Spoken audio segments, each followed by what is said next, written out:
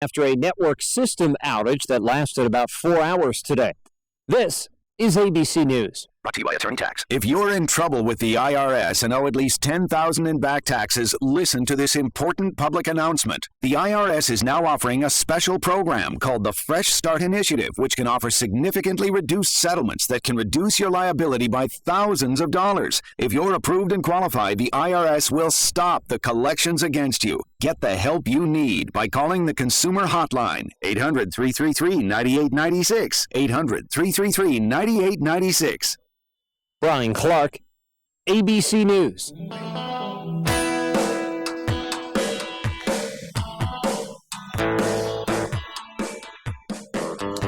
Hello and welcome to another edition of Health Solutions with Shawn and Janet Needham, where Team Needham discusses everything healthcare. I am your host, Shawn Needham, along with my wonderful wife and producer, Janet, and we are streaming live at an undisclosed location in an underground bunker. Actually, not really. Why not? We are at the AM 1470 of KBSN Studios in Moses Lake, and our guest today is a very, very special guest, my best friend and brother. Love him to death, and it is Shane Needham, powerlifter, bodybuilder, entrepreneur, scientist, and great father. Amazing man, and he is going to talk to us about diet, exercise, and recovery. And before I introduce this show, or before I introduce him and start the show, I want to say congratulations to my wife's alma mater, NDSU, North Dakota State University, another FCS football championship, 8 times out of 10 years they've done it. It's a record out of all college football. Super happy for them. If you want to follow a winning team, NDSU Bison are for sure it. So diet, exercise, and recovery. Let's talk about that today. Those are 3 things, really. Those are 3 simple things. The details might get complicated, but it's really simple. Those are the 3 things that we really need to keep our bodies healthy, all right? Now, there is a 4th thing, and we're not going to talk about this show, but healthy relationships. If we don't have healthy relationships, none of this other stuff matters. So keep that in mind. So diet, exercise, and recovery. This is what I say. So we can live without exercise, okay? We will not die if we don't exercise. But we do have to live to eat, okay? Right? But we will also die without sleep before we'll die without food. So let's keep that in mind. So if there's one of those that's most important, I believe it's sleep/recovery, because that's when we get stronger, all right? So let's start with diet. And I'm going to let Shane start. We're going to start off. We're going to be talking. There's a lot of diets in the news right now, and we're going to be talking about them. Shane, let's talk about keto. Tell us a little bit about keto diet, and if you've done it, and a little bit about it. Yeah, well, thank you. And first of all, it's an honor to be here. I was the first guest on Shawn and Janet's radio show several months ago, and they're just kicking tail since then. So really, Shawn and Janet, I'm honored. So thank you. I want to introduce a little bit about my background as far as a diet and exercise. I've been training since the age of 13 doing weightlifting, and my wrestling coach got me into weightlifting. I haven't taken a week off for the last, 35 years, whatever that is. Is that it? Yeah, that week. Okay. Not more than a week. Yeah, even on vacations I live. It shows. Yeah. So anyway, I love it. Looks like you're getting kind of scrawny there. Yeah, that's possible. Yeah, I missed one day last week. So anyway, I'm not a fan of the word diet. And Shawn mentioned it really well. There's lots of diet in the news. Heck, I've been from the generation where we talked about low cholesterol, low fat, low salt, all those things. A lot of that has been debunked. So I'm not really, I like the word diet because it gets people interested in it, and that's what people are used to. Okay, but I also want to call it a way of eating. You'll hear this sometimes a WOE or a WOE, or also just nutrition. Okay, and it's what's going to fuel our bodies, or maybe even just fueling. So diet seems like a temporary solution, whereas a way of eating is going to be a lifestyle. The way I'm going to talk a little bit about how maybe I eat. It's not a diet. It's going to be the way I eat for the rest of my life, and I enjoy it, and so it makes me feel good, and I makes me feel really well. So anyway, so let's talk a little about keto. And so certainly I've tried all the diets we're going to talk about today. I guess I've tried these, or these way of eatings. Let's call them the WOE, okay, way of eating, WOE. The keto, I'm probably in ketosis right now, and I'm always in ketosis probably. I think that's a healthy state. There's a lot of research to show that when you're in ketosis, it's a very anti-inflammatory state. We won't get into the chemistry of it. I do have a PhD in chemistry, so I get into a lot of the biochemistry of it, but I won't. But just to say that if you're not eating a lot of carbohydrates, which I think it can be a good thing, is that you're going to be in ketosis, and it's very anti-inflammatory. You fuel your body through ketones instead of glucose and so on and so forth, or you actually do gluconeogenesis, where your body makes glucose, which I think is also very healthy. So have I done keto? Absolutely. Am I a true keto sycophant? No. So I'm not the type of person that's going to take my coffee or my water and put a gallon of olive oil or a scoop of coconut oil or anything like that. Do I cook my eggs in coconut oil every morning? Coconut oil or EVOO, extra virgin olive oil, sure, I do that. But I'm not actually supplementing with extra fat. That's true keto diet. And there's actually lots of research in it. I'm going to give a stupid little plug here for the Netflix documentary, The Magic Pill. And they have a lot of keto data in there where they take kids that are ADHD or some other types of ailments. MS, a keto diet is very good for MS. There's also good recovery for oncology or cancer patients with keto.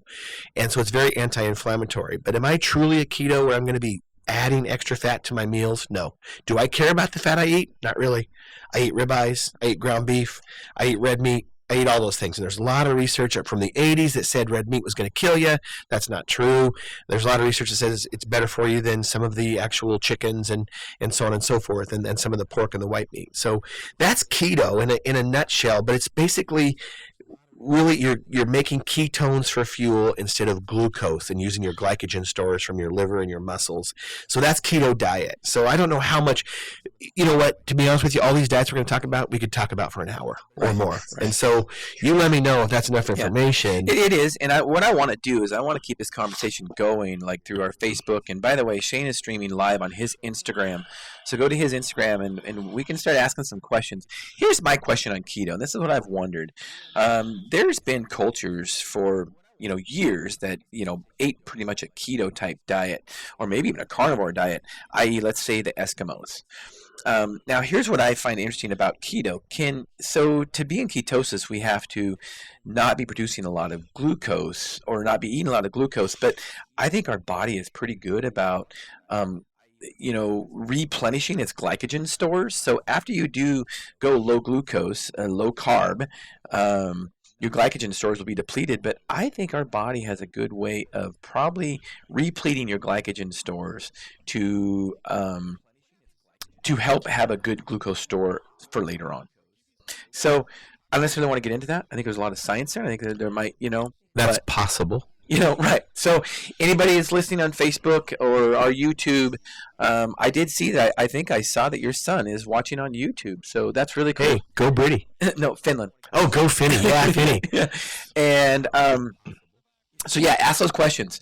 Or if anybody has an answer about, do you replenish your glycogen stores if you don't eat any glucose? My guess is yes. So my guess is no. All right. And it's okay to disagree on that. Yeah, absolutely. And actually, what a lot of these things are is nutrition, especially the biological system of a diverse species like a human, is very difficult to research. Very difficult to research, and at the end, we'll get into it, but it's very personal. Very personal. That's why it's so difficult. Sean's going to be different than me, and we're identical twins. Yep. And so everybody's different. So let's move on. Paleo. So tell me what paleo is. Paleo is a misnomer. So paleo is a lifestyle. Paleo, we already talked about a lot of them. There's usually 4 things with paleo. A lot of people say paleo is a woe. It's a way of eating. Not true. That's one of the 4 parts of paleo. And again, a really shameless plug. And Sean's going to have this awesome researcher on in just this year, I believe, Dr. Rob Wolf. But go look at his paleo information. He's kind of like the father of the paleo movement. But the paleo is 4 things. It's diet, exercise, I guess let's say way of eating, movement, recovery or sleep, and also your relationships. That's paleo. But if we want to break it down to a diet, it's basically eating whole foods, non-processed. And I don't care if you're eating keto, primal, ancestral, carnivore, or paleo. I think you should eat all non-processed foods. Okay? And I'll tell you what processed foods are. Pasta, breads, all those things are processed. They are made by man. A potato that comes from the ground? No. A potato that's made into French fries, processed. Okay, and so we'll talk about maybe some of the nutrient densities of some of those vegetables as well. But the bottom line is non-processed food. So if it doesn't have an expiration date, don't eat it. Here's what I tell my patients. If it doesn't rot, don't eat it. Yeah, the only thing I can say about that, and this is actually, there's a lot of primal research into this, that historically they've done this. Beef jerky's good. The way they used to actually preserve meat was they'd salt the heck out of it. Absolutely. Okay, and that's what beef jerky is. Now, unfortunately, if you've watched even in the last 10 years, the ingredients, I always look at all ingredients in a package, the ingredients in beef jerky are more and more sugar every single year. Why do you think that is? Because it's cheap and it's addictive. And it tastes good. That's right. That's it's really addictive. why. It tastes really good, so people will buy it. So be really careful in your beef jerky how much sugar is actually in that beef jerky. So that's paleo. it on paleo. I think paleo gets mixed up. I'm glad Shane clarified that with just a diet, but I'm glad he clarified it's more of a lifestyle. And let's go with ancestral eating. I think that's a term I've started hearing a couple years ago. What do you know about ancestral eating? Yeah, so we can lump some of those in. So I actually started an ancestral approach or a primal approach. Oh man, it's probably almost 10 years ago. And that's when I really started to feel different, look different, perform different. It was amazing. Back then, they call it the caveman diet. They don't use it anymore because it scares the crap out of people because people think I'm going to eat like that. I'm going to look like a caveman. Actually, who would want to look like a caveman? Right. I mean, lean and muscular? I mean, and be able to kill, what's the saber-toothed tiger, with your hands? I mean, why not, right? Yeah. So ancestral, primal, or those types of diets are, I think that's true because all of our biological systems are a little bit different. And what our parents and our grandparents and our grandparents ate is what's really, really important. Now, I think we have to be really careful there, okay? Because I'll hear people say, well, I'm Irish, so my grandparents ate potatoes. Well, yeah, do you know why your grandparents ate potatoes? Because the king starved them because they didn't have any meat, so they only had potatoes. Okay, so again, you got to be really careful. Agriculture has been invented in the last about 200 years on a mass-producing scale. So just because your grandparents ate whole grains and whole bread of grains doesn't mean it's necessarily good for you. And so those are just my takes on it. Wheat may not be bad for you if you're eating it whole, but not when you process it into bread. And that's just some of the research I've seen from gluten insensitivities and toxins or anti-nutrients from vegetables and so on and so forth. So, but eat like your parents' parents. I actually don't like to even say that. Eat like the oldest person in your history. Right. And so, think about what Native Americans ate. If you have some Native American, which most people in the West do, then you were probably eating lots and lots of meat, lots of venison, lots of elk, lots of buffalo, lots of antelope, lots of game. That was your primary. Now, would you dig roots once in a while? Yes, when you didn't have meat. So this is another thing that we'll probably go through, and we might disagree on this, my brother and I. Do I think humans are omnivores? Yes. But they only eat vegetables if meat isn't available. Our bodies are amazing. God has designed them to be amazing. Our gut biomes are amazing. But I think it's only if meat is not available do we actually need some of those roots and those tubers or some of those fruits. So that's a good segue to go into our next segment with the carnivore diet. So just to let you guys know, there's a carnivore means meat only. Carnivore, carn, meat is Latin for meat, and Si hablas español, carne. sí. And omnivore means you eat both. Omni, meaning all kind of. So you'll eat anything, vegetables, fruit, and meat. And then, of course, there's vegan and vegetarian.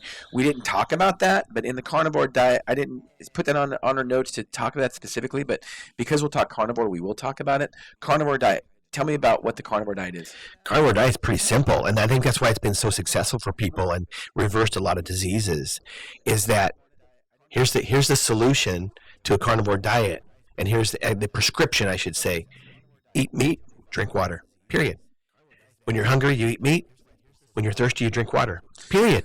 So follow Shawn Baker. He started the keto diet. He's an orthopedic surgeon out of Arizona. You mean carnivore diet? I mean, he started the keto diet on his patients, I don't know, years ago. And he was an orthopedic surgeon, and he was reversing that they needed surgery. So they didn't need surgery anymore. He's got a great story behind him. And then he actually started doing the carnivore diet. He's got a book out there, Carnivore Diet, and he's had patients that have really, really changed their lives because of it. So tell me about fiber.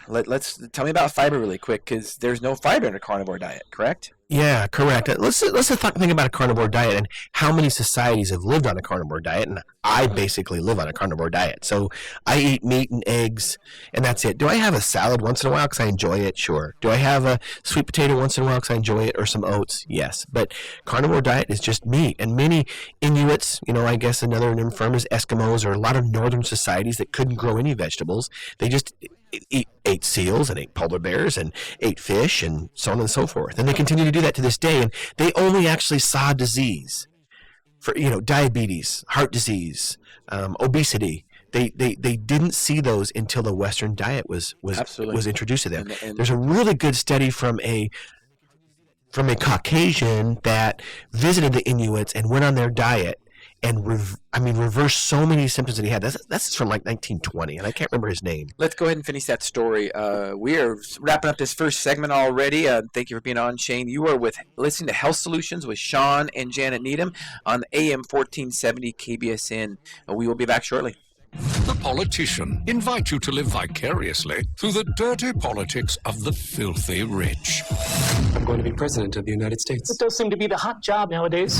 You simply can't afford to miss Ben Platt as aspiring future President Peyton Hobart. I'm warning you, do not screw with my dream. The iconic Gwyneth Paltrow. Your ambition frightens me. And the legendary Jessica Lange. I might have psychological problems. The Politician. All episodes now streaming only on Netflix. Hi, I'm Jen. I'm a dog person. I'm Clara, and I'm a cat person. As a dog person, I wear Bobs for Dogs from Skechers because with every pair sold, Skechers makes a donation to the Petco Foundation to help save sheltered dogs. As a cat person, I wear Bobs because they've already saved over 240,000 sheltered pets, including cats. But I like that you can find Bobs at over 600 Petco stores. I prefer to buy them online at Skechers.com. Let's just agree that we both like Bobs. Agreed. Bobs for Dogs from Skechers. Available at Petco, Skechers, and wherever stylish Don't let shoes are harsh sold. weather push you around in your own home. Eliminate hot and cold spots with the Carrier ductless system. As the name suggests, ductless systems give you control of your home's comfort without invasive ductwork, focusing on the hard-to-reach spaces that need it most. Bring home versatile and efficient home comfort. Carrier ductless. Carrier. Turn to the experts. Call Basin Refrigeration in Moses Lake at 765-7138.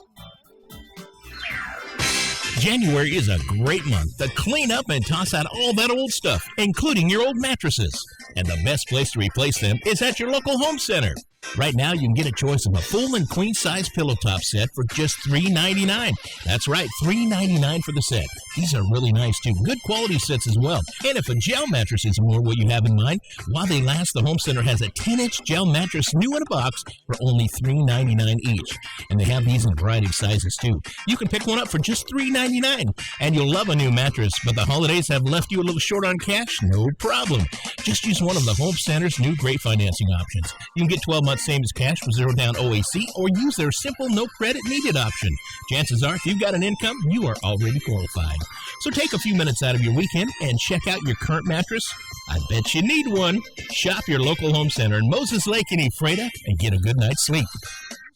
Tune in this weekend to Northwestern Outdoors Radio. We're taking you to American Falls Reservoir in eastern Idaho to tell you about the great trout, bass, and sturgeon fishing available in and around this reservoir. We'll also tell you about the decline of kokanee salmon in a western Washington lake and what's being done to try to bring them back. Join John Cruz for Northwestern Outdoors, Sunday mornings at 6:05 on KPSN.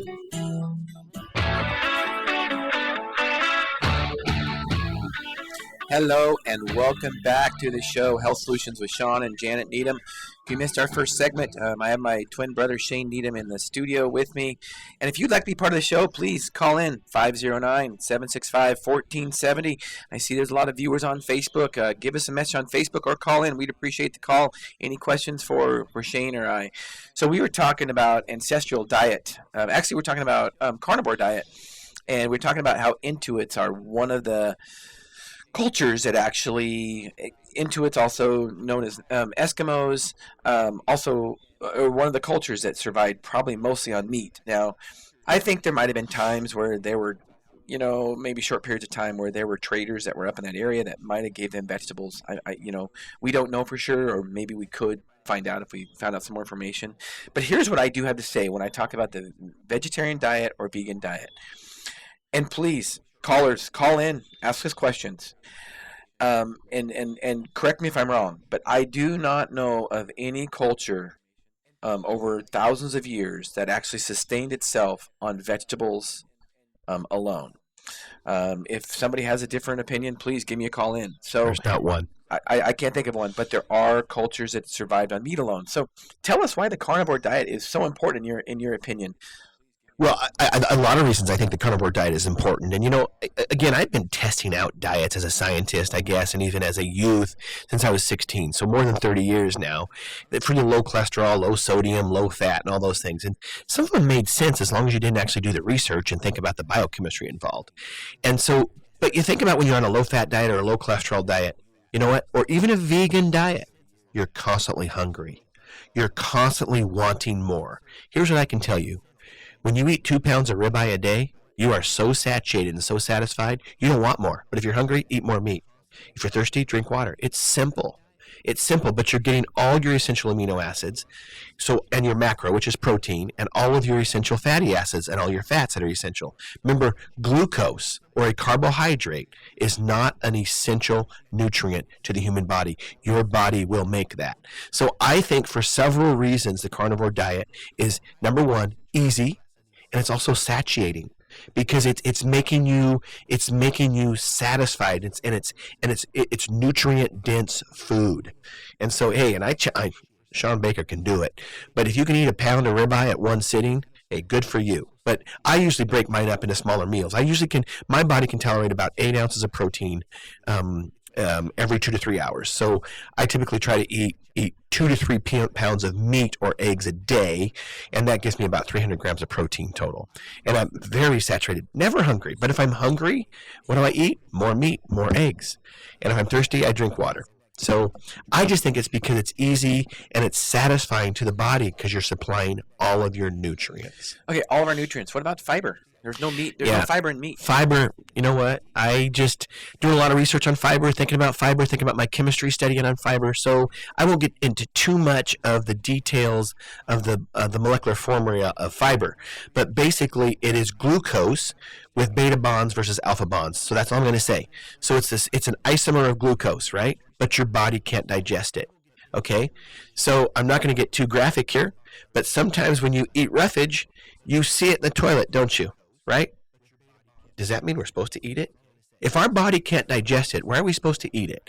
And so before we get too much into the arguments about colon cancer and so on and so forth, look up Shawn Baker's research.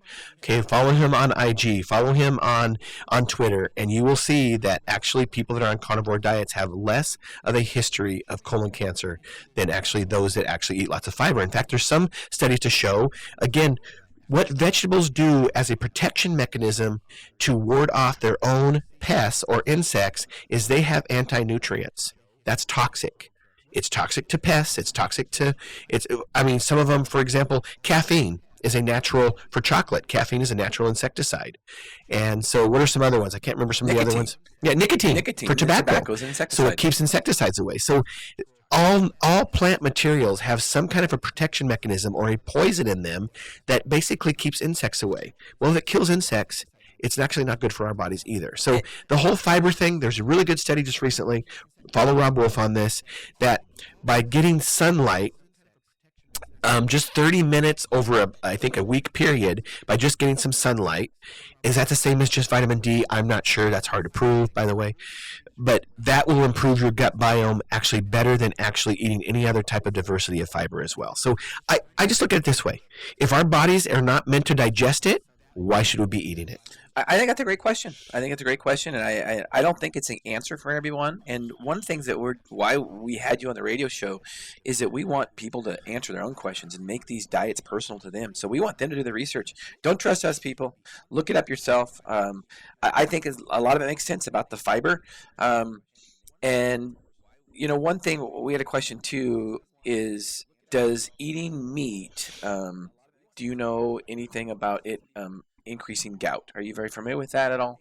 Increasing gout. I haven't heard of it. I mean, I know of gout. I haven't heard of meat doing that, right. And I would suspect that it probably doesn't. And eating just meat and scurvy, I could argue that one all day long. Right. So I get it. And so here's the thing I got to say about gout. Gout is an inflammatory disease. And carnivore is an anti-inflammatory diet. Correct. That is correct. And when we're talking about the vegetables, and we talk about, I think a good analogy of the vegetables, and like when they're spicy, like think of jalapenos. We eat jalapenos, right? Why are jalapenos spicy? Jalapenos. Thank you. Gracias. Gracias por todo. De nada. Jalapenos are spicy. Why are they spicy? They're spicy. Protect themselves. They're spicy so animals don't eat them. See, now let's think about even like some of the people don't think about, and broccoli is a really good example. It's supposedly healthy and everything. Cruciferous vegetables. It has a whole bunch of oxalates in it. Study up on it. That's poisonous to people. And it also can cause kidney stones and so on and so forth. And so meat is not like that. Meat has two things in it: fat and protein. And your body will fully digest all of those. And so this gets kind of, I don't want to get too graphic or gross, but you kind of have to talk about this. And because what I like to do as a scientist is I do the studies myself. So I eat myself and then see what happens. And I'm going to give a really, not a shameless plug, because she's an amazing person, really good friend of mine named Carrie Danielson. Follow her on Instagram, Love to Lift. That's her Instagram handle. Or follow her on Facebook, Carrie Danielson. She lives in the Boise, Idaho area, and she's an awesome nutritionist. The thing of it is that when you have these types of diets and you eat some of these vegetables, here's what happens to me. I get gas. Let's see. My excrement, can I say poop on the air? Yes, you can. Okay. Doesn't look nearly as well, or doesn't look nearly as good as when I'm just eating carnivore. It's not a correct consistency and so on and so forth. And there's scales on what your excrement or your poop should look like. Talk to Carrie. Contact her, because she will absolutely be really good on what it's actually supposed to look like. I know it's a gross thing, but it's what I can tell you is I don't get gas unless I eat veggies or high processed carbohydrates. Period. When I'm on a fully carnivore diet and then a few yams without the skin, that's where the toxins are at. We were always told that's where the fiber is at. That's also where the toxins are at. So if I eat things, maybe some yams or sweet potatoes or some oats, then I'm fine. But when I start eating lots of veggies and so on and so forth with lots of fiber in it and lots of these anti-nutrients, I get gas. Should we have gas? The answer is heck no. That means we are inflamed in our body. Yeah, it means you're not and so, I'm sorry. And actually, I'm not sorry. There will be some vegans out there that will tell you should fart 20 to 30 times a day. No, you shouldn't. No. That means you're not healthy. That means your body is inflamed. You shouldn't feel bloated. When I eat 3 pounds of meat a day, I never feel bloated. Do I have a piece of pizza once in a while? Once in a while I do. And you know what? I feel bloated. And I don't feel well. That's why I don't eat that stuff. I don't sleep well, so on and so forth. So I just, the whole... it works for me. Right, and let's move into the next segment. That's really why are we going over all these different diets, because we want you, the listeners and the viewers, to find out what works for you. There is not one diet that works for you. I will tell you what my diet is. It's called the Shawn Needham diet. I found out what works for me, and my diet is a lot different than what Shane's is, partly because our exercise is different, which is a great roll into the next section. Segment. Let's talk about exercise here. So, exercise. What is your opinion about exercise and movement and all that, Shane? Well, movement, that's a good one. I mean, first of all, the personal way of eating is so critical, and it's going to depend on how you're moving as well. And I change my diet depending on how I'm moving as well. If I'm doing a lot of lifting, or if I'm not doing as much lifting, or if I'm doing more cardio that day. And when we talk about cardio, Shawn and mine's cardio is way different. Maybe we'll get into that as well. But here's the deal. Okay, so as we get older, and even when you're young, the bottom line is, I remember when Shawn and I started lifting weights. And we were probably about 14 years old. And we had educated people, biology teachers, football coaches, if I remember right, they said, you guys should not lift weights. It's bad for your heart. It's unhealthy. You'll get muscle bound. You won't be able to be as flexible and as mobile. And we just thought to them, because we're pretty unique and we kind of go against the grain a lot of times, we're like, that sounds like the stupidest and craziest thing I've ever heard. And now, 30 years later, tennis players and golf players are lifting weights.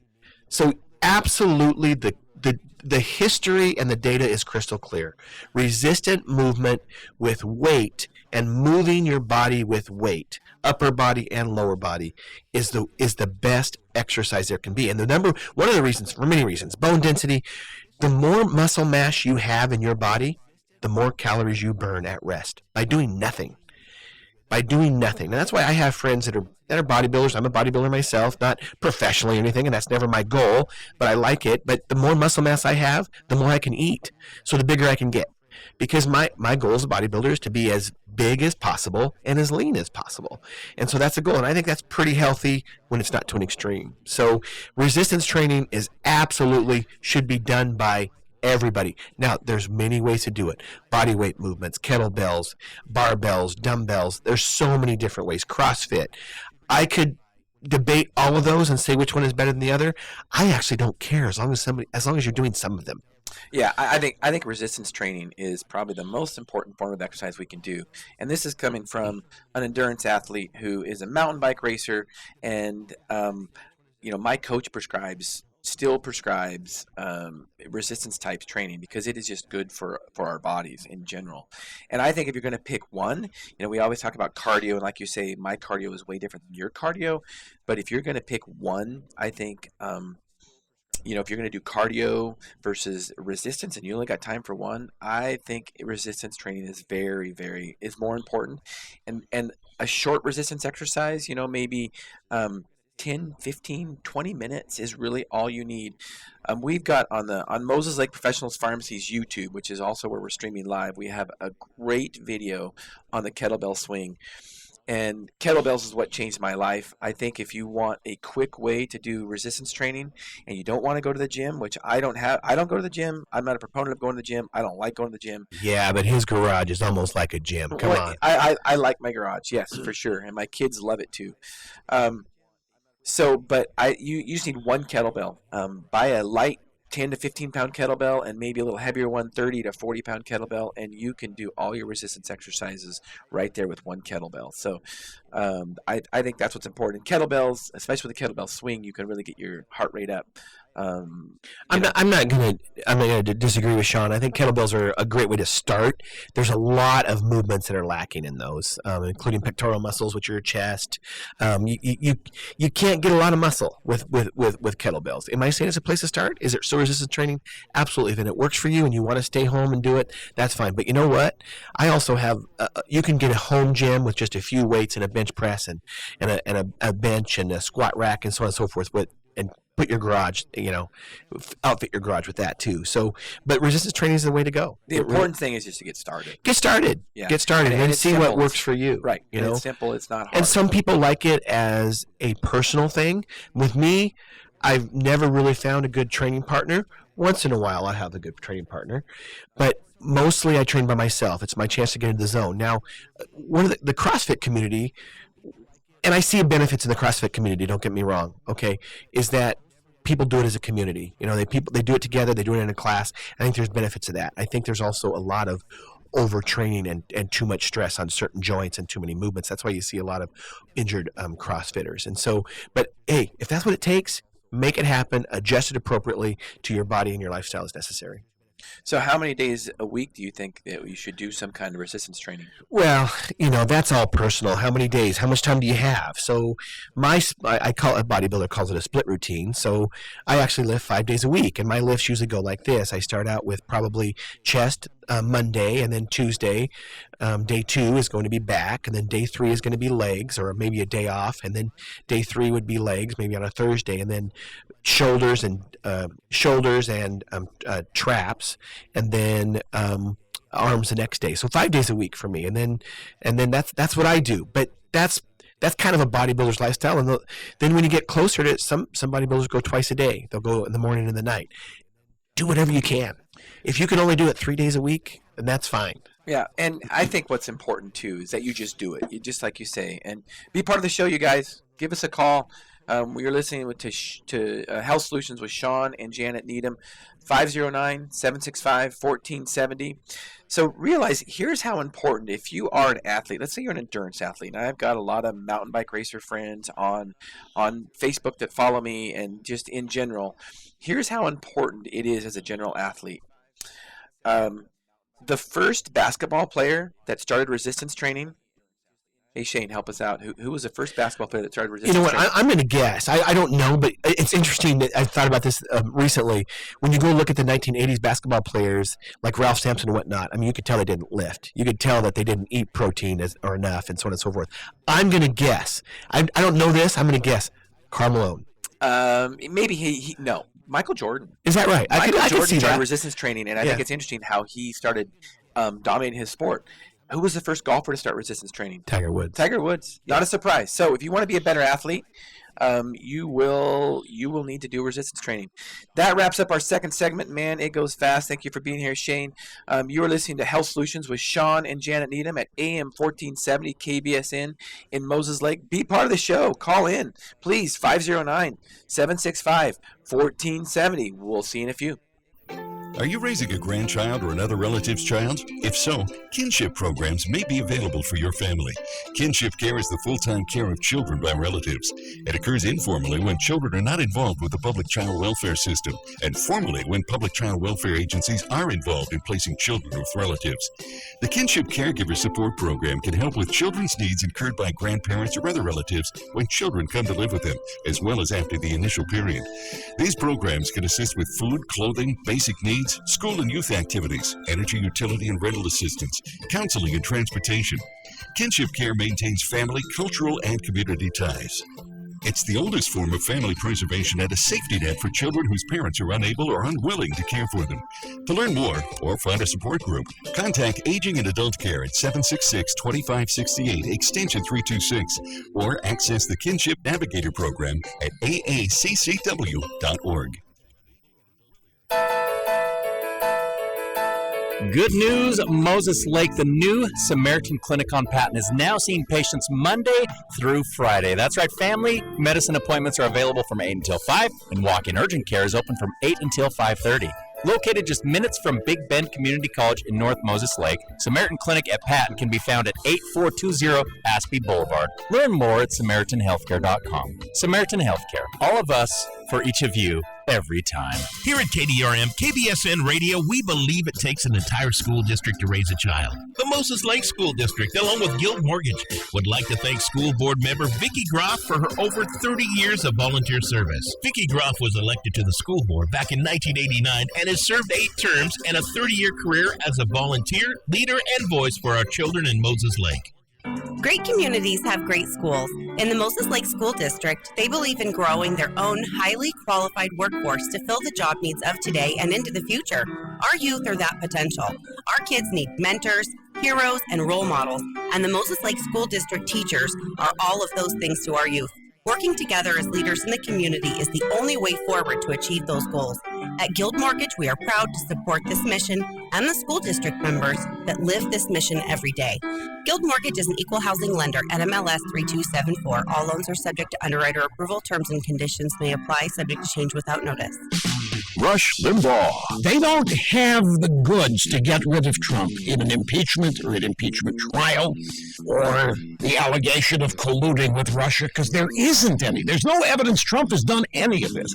This has always been an effort to move public opinion in massive percentages to anti-Trump, and it hasn't. And they're lost. They don't know what to do now. Weekday mornings at 9 on AM 1470, KBSN.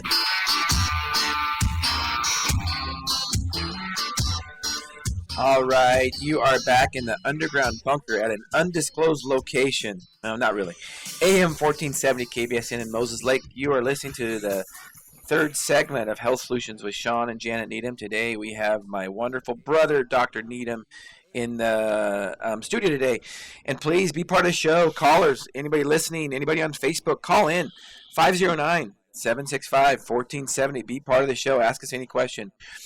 So we started talking a little bit about a lifting schedule or a training schedule, and I think one of the things that really is important with that training schedule is, depending on how many days a week you work out and so forth, is recovery. And I mentioned at the top of the show, without sleep we will die before we will without food. So recovery is very important. Realize we do not get stronger when we work out. We get stronger when we rest and eat, and that's how we get stronger. So without a rest and eating, we will not get stronger. So Shane, tell us a little bit about your thoughts about recovery. So recovery has so many different facets to think about. When you eat, before your workouts, when you eat after your workouts, how you recover. Do you eat during your workouts? So some people call me obsessive. I just call it dedicated. Okay, I'm really particular. I remember we were skiing a couple of years ago. Actually, we were downhill mountain biking, I think, at Brundage in McCall, Idaho. Oh, the hamburger story? Yeah. So we're on the lift going up with our bikes, and I pull out like an old hamburger. Not old, but it was like a day old from the previous day. And Shawn says to me, and we got our kids going with us. We had a blast of a time. It was a great time. We had our boys with us. And he says, man, you're just always carrying food. You pull food out of everywhere. And he's right. I always am feeding myself because that's a big part of recovery. And so I see a lot of people in the gym that I see them there 5 days a week, 4 days a week. However, they're lacking the nutrition to fuel their body. Therefore, they're not recovering. And so you can see it. I'm just saying, I can usually spot a vegan in the gym. Absolutely. Because usually I can tell they're lifting correctly. They have a lot of energy and they're in there all the time, but they're lacking the essential amino acids to recover and to grow. And we want to get more muscle, right? And there's been lots. Even when you're a 90-year-old, the more muscle you have, the more healthy you're going to be. There's a lot of research on that. It's called sarcopenia when we lose muscle mass. So we want to minimize loss of muscle mass by eating high protein diets and also actually doing resistance training. So recovery is essential. So recovery is even part of when you eat. So I always fuel myself before I go to the gym. And if it's in the morning, not a lot, maybe with just a protein shake. I do eat protein shakes just for convenience, very, very low carbohydrate. And so, but they're convenient, and I'll drink one during my workout as well. But other than that, it's meat and eggs. And so, anyway, but eating right after your workout to refuel yourself. So if I'm not eating within 30 minutes after I work out, I'm going to be a little bit upset because that you're going to go into catabolism. That means breaking down. You've already broke down your muscle. You want to rebuild it, replenish those amino acids. So that's part of recovery. The other part of recovery is just rest. And I'm going to do a plug here. So this is called, I don't really know how to pronounce it, but my good friend, again, Carrie Danielson, follow her on Instagram, follow her on Facebook. She's the one that got me into this ring, and it's called an Oura Ring, O-U-R-A. Look it up. And so I wear this 24/7 pretty much. I take it off to recharge it when I'm in the shower every morning, but other than that, I wear it, and it monitors my heart rate variability. I won't get too much into that. I don't want to get into the research of that. It also monitors my breaths per minute, and it will take all this and it monitors my rest. So how long I'm at sleep, how long did it take me to get to sleep, what's my heart rate overnight through the night. So I as a scientist, it's really, really cool. I'm actually not too obsessed with it, believe it or not, even though I love data and I love looking at data. But I realize now what affects my sleep. What affects my sleep? What do I eat right before I went to bed? How does that affect my sleep? What did I do right before I went to bed? Did I look at my screens? Was I searching on my phone? Was I reading? And I found, and there's lots of research, and we all know this, but we just can't do it because we're addicted to our phones, including me. But I want to make sure that my phone, I'm not looking at it for the last hour before I go to bed, that I'm reading.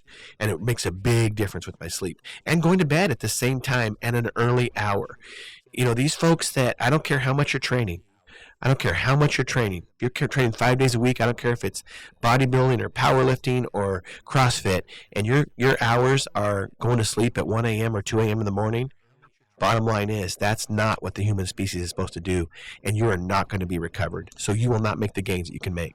Yeah, I totally agree with you. And one thing we have to remember about is that we do have night shift workers that can't prevent that. Whether you're a nurse or an ER doctor or a police officer, and that makes it very difficult. I will tell you in my practice, and Janet and I, when we see people come in, it usually doesn't catch up to them till later in life, and they'll be in their 30s or their 40s, and their bodies are starting to break down because they've been working nights all these years.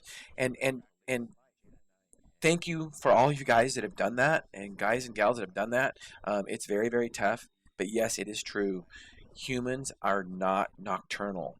We are diurnal, which means we are made to work during the day and sleep at night. And it does catch up to you if you don't have that schedule. I want to follow up with that. I appreciate Shawn being in the healthcare industry, as am I in the pharmaceutical industry, to understand some of those things, and I often forget about that. I want to say this. I actually have quite a few bodybuilding and powerlifting friends who are actually night or shift workers, but I can tell you this. They recover. They get big. They win big shows, and their nutrition and their recovery is still dialed in. But you got to be dedicated, and they are. You do. It's just a little bit tougher when you're a shift worker. I totally agree, and so because it screws up your biological rhythms, and so this ring has been really good for me. Again, OURA, and just to monitor some of those things on what keeps me restful. And you know what you don't, most of you aren't scientists, and that's okay, by the way, so you're probably not going to obsess over data like I do or be dedicated over data, but I haven't really obsessed over it either. But what I've realized is that everybody is different, and here's what I've realized, and it's just a bottom line. I don't know why, and this has probably been as long as I can remember. I'm a type A personality. I mean, I'm goal-driven, I'm ambitious, I'm driven. I'm an entrepreneur, a bodybuilder, powerlifter. I like the process. I like the competition. I like to win. There's going to be one night a week where I get cruddy sleep. I just do, and I'm okay with that. And it doesn't stress me out. I'm not changing things. Usually I'm overthinking, and that's okay. That's my life. And because you know what? I'm thinking about my next competition. I'm thinking about my next business deal. I'm thinking about a negotiation. I'm thinking about what I'm going to do with my kids, whatever it is. And that's okay. That makes me who I am. So you can't stress about it too much, but I don't think it really affects how I recover or anything like that. Now, when I get closer and closer to competitions, powerlifting, or especially bodybuilding, one of my coach, I'm going to give a really not a shameless plug because he needs a plug. Brad Hollybaugh, look him up. He is the best bodybuilding coach in the nation, certainly the Pacific Northwest, and he's amazing. But he told me during my last competition, which I won, he said, get on your back as much as you can. And I'll tell you this story. I remember I was sitting there with my kids when he told me this. He texted it to me. And I sat in this recliner chair, and I looked over at my son, and I said, "Man, I wish this chair reclined." And he said, "It does." And that was about 2 years ago. That was the first time I had ever sat in a recliner in my own house. That was the first time I had ever got horizontal on a couch in my own house. Bad or good? I don't know. I get more horizontal now. I make sure rest is a big part of it.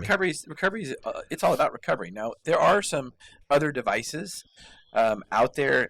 Garmin makes one. Fitbit makes one. So you don't have to be specific to that ring that Shane showed us. That's the first time I've ever heard of a ring. There's a lot of devices out there. I think what's important, too, is that what it's going to do is it's going to help you hopefully, even if you don't obsess with the data, is just get into a routine. That's what it's done with me, for sure. And I think that can help all of us. So speaking of recovery, and you're talking about your bodybuilding coach, I have a mountain bike racing coach, and he's going to be on our show next month, Jason Jablonski, and he is a world-renowned coach. We're talking about coaching national champion athletes, an amazing, amazing athlete himself, and a great coach. When I first met him, I was thinking, well, what's this guy going to do to show me how to work out harder and harder, more intense workouts? And the first thing he said when he met me was, the first thing we're going to teach you how to do is recover. Yeah. And I've taken that really seriously. And it's not just recover when we think about sleep. It's also recover, between workouts, between sets. Make sure you recover between sets. So what's your thoughts on how much sleep we should get every night? Well, for me, it looks like that, I'm still collecting some data. I've had this data now for about 4 or 5 months, and some of this I've probably known. But for me, true sleep, probably 7.5 to 8.5 hours. Sometimes I'll be in bed for 9 hours though, and that's okay because now I'm putting meditation and prayer more. I'm more apt to put in reading and prayer into my morning and my nighttime routine. And I've done prayer for a long time, but not to the extent of meditation and making sure I just don't just get right out of bed and start getting ready.